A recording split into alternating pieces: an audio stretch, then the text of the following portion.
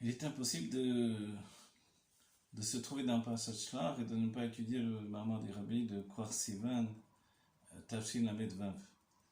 Vous vous rappelez ce Mahamar merveilleux du Rabbi qui nous explique comment finalement, dans la différence entre les Meraglim de Yoshua et les Meraglim de Moshe, on peut voir des points différents dans notre service de Dieu. Le Rabbi part toujours sur l'idée que la Torah, Milachon Ora'a, qui est un enseignement, la Torah c'est un enseignement pour nous, et le fait que Moshe a envoyé des Meraglim, des espions, pour espionner la terre d'Israël en son temps, c'est quelque chose également qui est en rapport avec notre vie aujourd'hui. Pas simplement notre rapport avec Eretz Israël, la terre d'Israël en tant que terre physique, mais également dans la profondeur même du sujet.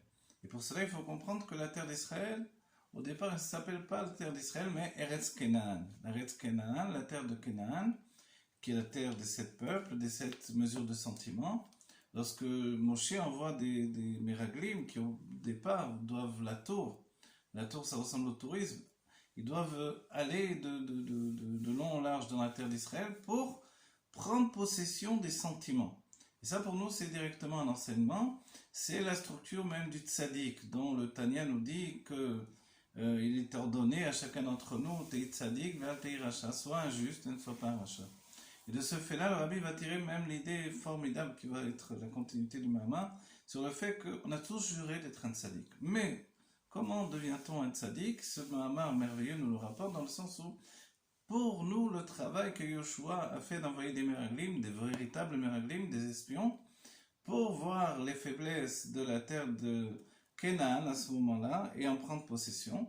Il est à souligner que Yoshua envoyait des Meraglim qui sont rentrés dans Yericho. Le but était de pénétrer dans Yericho, Jéricho en français, qui représente le manoul de la terre d'Israël. Le manoul, la serrure.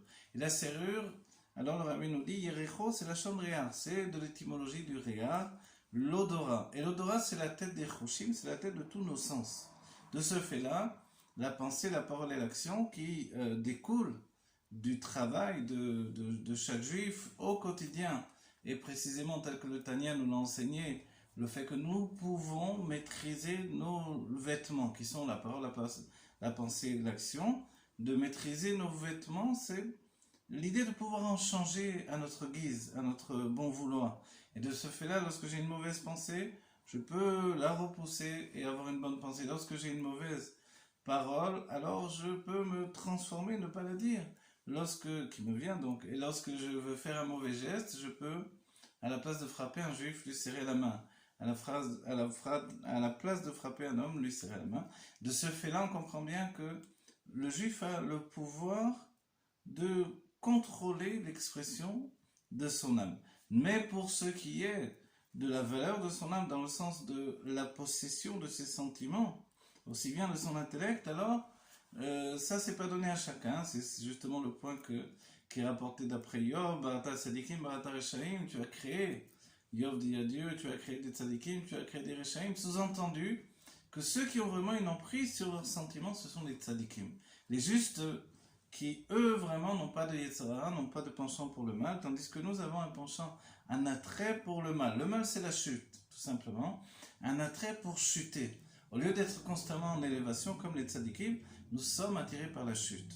Donc en fait, le livre nous dit que, ce Mahamar nous dit que nous avons la force de servir Dieu jusqu'au niveau de devenir comme des tzadikim, puisque la Torah dans la paracha ici, qui est aussi bien reliée avec la choua que l'on fait dans le ventre de notre mère, le fait que l'on jure de devenir un tzadik, c'est que on doit se dire mais comment je deviens un tzadik? Puisque Alva est Benoni, pourvu que je sois un Benoni, et puis dans notre génération, on n'a pas forcément envie d'être un Benoni, de se retirer complètement de la matière. Alors on comprend bien que subjuguer la matière par le travail de Marshava, Dibur ou Maaseh, de la pensée, la parole et l'action, c'est notre travail. C'est comme cela que l'on devient un tzaddik. C'est le grand secret de ce Mahamar. Rabbi nous dit on devient un tzaddik par le travail des vêtements de l'âme, qui est donc tout le travail donné par le Tanya, et on devient un tzaddik non pas parce qu'on ne peut pas arriver à être un tzaddik autrement, puisqu'on n'a pas d'emprise sur notre âme, mais qu'en réalité, c'est beaucoup plus grand, parce que ça atteint un niveau beaucoup plus profond. Et c'est peut-être pour ça que dans la Géoula, les tzadikim devront faire tchouva, sous-entendu prendre eux aussi sur eux le travail des Bénonim, des Baalei Tshuva, donc qui est le fait de travailler par la pensée, la parole et l'action. Et comme cela, on rentre dans la terre d'Israël, elle devient la terre d'Israël à ce moment-là, dès qu'elle dévoile la présence de l'âme divine par le biais de la soumission de l'âme animale à l'âme divine. Et quand l'âme animale se soumet, elle dévoile quelque chose d'extraordinaire. Le mal se soumet au bien avant d'être transformé. Et quand il se soumet au bien avant d'être transformé, il dévoile une force exceptionnelle, quelque chose qui n'existe pas chez les tzadikim. C'est-à-dire soumettre le mal qui est en nous, aller contre cette nature cet attrait pour le mal et se retenir et s'empêcher de faire du mal pour faire du bien comme quelque chose de positif qui nous élève de niveau en niveau. Le tzaddik que nous devenons à partir de ce Mahamar, c'est quelque chose de nouveau, c'est un tzaddik qui travaille comme un Benoni, donc qui karov elecha davar me'od bepicha ve'levavcha lasoto, nous, car la chose est très proche de toi, de tous les sens justement dont on a parlé, donc elle est proche de ma parole, elle est proche jusqu'à l'accomplir. Comment? En pénétrant dans la terre d'Israël, qui est l'âme animale qui devient un réceptacle pour l'âme divine, et alors ça devient la terre d'Israël, non plus la terre de Canaan. Et le Rabbi termine le Mahamar en nous disant que, en plus de ça, nous finissons par le biais de prendre possession de Kini, Knizi et Kalmoni, les terres qui sont au-delà du Yarden, du Jourdain, et là, ces terres-là correspondent à Chochma, Bina, Vedat, à l'intellect, et dès ce moment-là, on prend non seulement possession des sentiments, mais aussi des terres qui nous sont données pour la Géoula Métit Vashlema, pour couronner notre valeur de juif dans la compréhension aussi bien que dans la soumission, Naasé, mais ensuite Nishma. Nous faisons la volonté de Dieu, mais ensuite nous voulons comprendre.